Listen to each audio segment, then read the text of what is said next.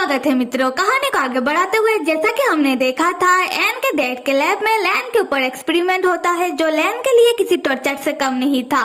फिर एन के dad N को कहते हैं कि एन लैन को अपने मुट्ठी के अंदर रखे। लैन जितना कमजोर होगा एन के लिए उतना ही फायदे का बात है। फिर एन अपने डैड का सलाह मानकर वो लैन का विश्वास दोबारा से पाने के लिए और लैन के सामने अच्छा बनने के लिए एन लैन को वाटर एक्सपेरिमेंट से बचा लेता है।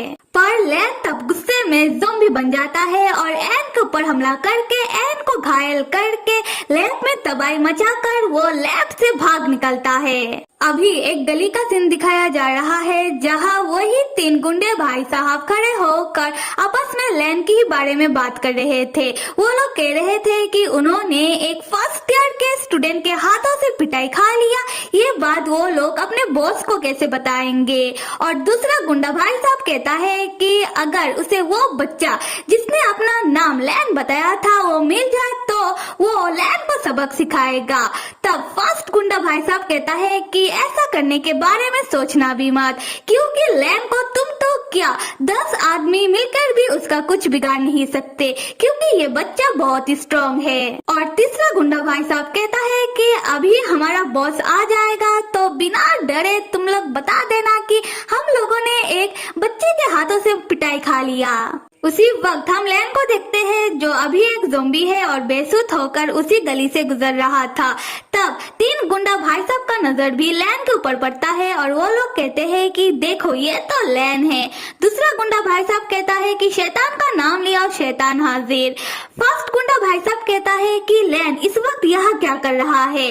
और देखो गौर से लैन को देखकर लग रहा है कि वो ठीक हालत में नहीं है। मैं एक काम करता हूँ कि उसे जाकर पूछ कर आता हूँ। फिर फर्स्ट गुंडा भाई साहब लैन के पास जाने लगता है और बाकी 2 गुंडे भाई साहब उससे कहते हैं कि फर्स्ट ब्रदर आप मत जाओ लैन के पास, एटलीस्ट बॉस के आने का तो इंतजार कर लो। पर फर्स्ट गुंडा भाई साहब उन दोनों का बात नहीं मानता। वो लैन के पास चला जाता है और पीछे से लैन को पुकारते हुए कहता है कि लैन तुम यहाँ क्या कर रहे हो, क्या तुम्हारा तबीयत ठीक नहीं है? 2 दिन पहले तो तुम बहुत स्ट्रांग थे और हमारे साथ लड़ाई कर रहे थे। लैन क्या तुम्हें मेरा बात सुनाई नहीं दे रहा? क्या तुम्हें आज हमारे साथ लड़ाई नहीं करना? तब हम लैन को देखते हैं जिसे बहुत गुस्सा आ रहा है और ऑब्वियसली इंसान के खुशबू से उसे भूख भी लग रहा है। वो तब अपना हाथ सामने की दीवार पर दे मारता है जिससे उसके हाथों का छाप दीवार पर पड़ जाता है। उसी वक्त उन 3 गुंडे भाई साहब का बॉस आती है और वो उन 2 गुंडे भाई साहब से पूछती है कि हमारा फर्स्ट ब्रदर किधर है।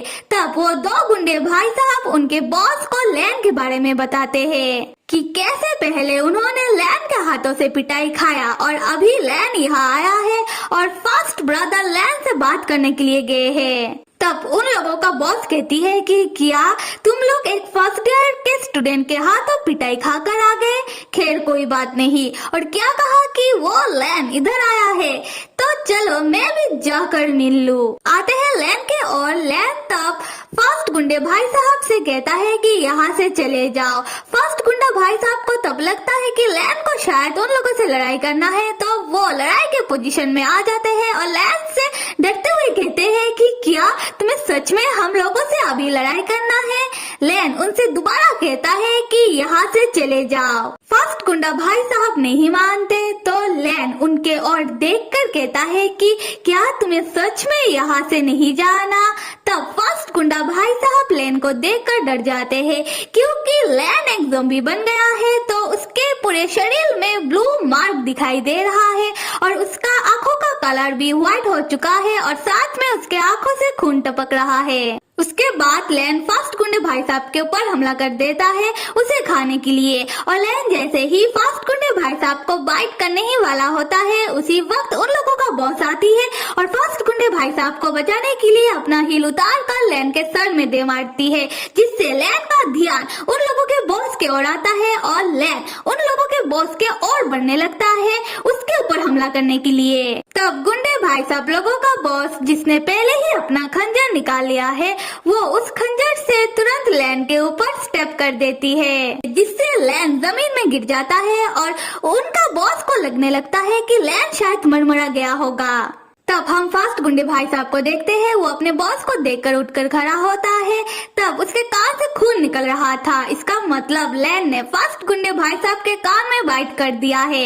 खैर तब वो अपने कान में हाथ रखकर अपने बॉस से कहता है कि बॉस आप आगे देखा आपने इस लैन को, ये किसी जानवर जैसा है, कितना शक्तिशाली है। तब उन लोगों का बॉस लैन को देखकर कहती है कि इंटरेस्टिंग, और जैसे ही वो लैन को चेक करने के लिए जाती है, लैन का घाव तब तुरंत हील हो जाता है और लैन अपना आंखें खोलकर तेजी से उन लोगों के बॉस के ऊपर हमला करने के लिए आगे बढ़ता है। उसी वक्त बहुत सारे लोग आकर लैन को शॉटगन से हिट करके लैन को बेहोश कर देते हैं। तब हम बहुत सारे लोगों को देखते हैं जो लैन को चारों ओर से घिर के लैन के और गन पॉइंट करके खड़े हो जाते हैं और गुंडे भाई साहब लोगों की बॉस से कहते हैं कि सुंदर सी मोहतरमा आप आपके पलटन को लेकर इस एरिया से चले जाइए। तब उन लोगों का बॉस अदाव से कहती है कि वाह कितने सारे लोग यहाँ आए हैं, मैं कैसे भला यहाँ से चला जाऊँ। फिर वो अपना वीक उतारते हुए अपने हाथों से हार्ट शेप बनाकर सबसे कहता है कि एक बात कि मैं कोई सुंदर सी मोहतरमा नहीं हूँ, बल्कि मैं एक सुंदर सा लड़का हूँ। और यहाँ हमें पता चलता है कि गुंडे भाई साहब लोगों का बॉस जो इतने देर से लड़की की गेटअप में था, वो कोई लड़की नहीं बल्कि एक लड़का है। फिर उन लोगों का बॉस बेहोश लैन की ओर देखकर सबसे कहता है कि क्या तुम लोग इस गबरू जवान इंटरेस्टिंग थिंग को सिर्फ अपने लिए चाहते हो? मैं ऐसा नहीं होने दे सकता। उसके बाद जैसे ही वो लैन के गालों को टच करने के लिए अपना हाथ आगे बढ़ाने लगता है, उसी वक्त एन का एंट्री होता है जो तुरंत उसके हाथों के ठीक सामने शूट कर देता है, जिससे वो चौंक कर लैन के गालों के सामने से अपना हाथ हटा लेता है। तब हम एन को देखते हैं जो व्हील चेयर में है और उन गुंडे भाई साहब लोगों के बॉस से कहता है कि लैन को छूने की कोशिश भी मत करना। सब मेरे प्यारे मित्रों, कहानी में अब तक हम लैन की बात करें तो लैन को सब आता है, मेकअप से लेकर फाइटिंग वगैरह, पर लैन को लोगों का परवाह है, लैन लोगों का फिक्र करता है और लैन नेचर से थोड़ा अकड़ू है, वो बातें कम करता है। पर लैन बखूबी तरीके से एन से झगड़ा कर लेता है क्योंकि एन भाई साहब भी कम नहीं है। एन लैन के ऊपर जासूसी करता रहता है। एन किसी शक्की गर्लफ्रेंड की तरह हर एक बात पर लैन से सवाल जवाब करने बैठ जाता है और एन खुद लैन से बहुत सारी बातें छुपाता है। खैर तो फिर आप सब लाइक, सब्सक्राइब और कमेंट करना तो बिल्कुल भी मत भूलिएगा। Till then stay with me and see you.